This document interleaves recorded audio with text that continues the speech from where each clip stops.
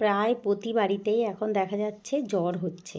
আর যে বাড়িতে একজনের জ্বর হচ্ছে সেই বাড়িতে বাকি অন্যদেরও এই জ্বরটা হতে দেখা দিচ্ছে।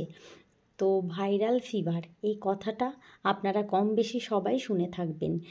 তো এই ভাইরাল ফিভার নিয়ে এত ভয় পাওয়ার কিছু নেই। এটা সাধারণত 3 থেকে 5 দিনের মধ্যে ঠিক হয়ে যায়। অ্যান্টিবায়োটিক খাওয়ার কোনো দরকার নেই, সাধারণ প্যারাসিটামল খেলেই সুস্থ হয়ে যাবেন। বেশি করে জল খেতে হবে আর সুস্থ থাকুন।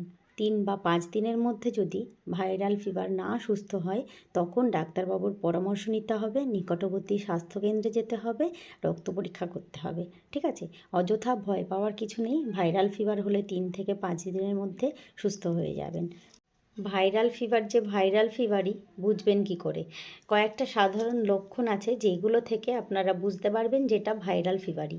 তো ভাইরাল ফিভার অর্থাৎ জ্বর, ফিভার মানেই জ্বর। তো জ্বরটা সাধারণত দেখা যায় লো গ্রেড, অর্থাৎ হাই টেম্পারেচার হবে না, খুব যে জ্বরে গা পুড়ে যাচ্ছে এরকমটা হতে দেখা যায় না। সাধারণত জ্বরটা ওই অল্প অল্প মানে অল্প তাপমাত্রা থাকবে। আর হচ্ছে এটা স্পেসিফিক্যালি বলতে গেলে 102 বা তার বেশি তাপমাত্রা হবে না, তার নিচেই মোটামুটি থাকে। গা ম্যাচ ম্যাচ থাকবে, খেতে ইচ্ছা করবে না, সারাদিন মনে হবে শুয়ে থাকি।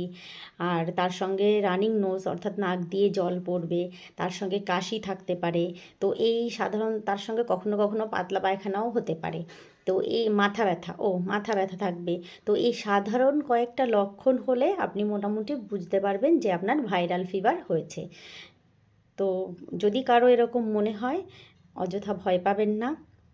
জ্বর আসলে প্যারাসিটামল খাবেন আর বেশি করে জল খাবেন, সুস্থ থাকবেন।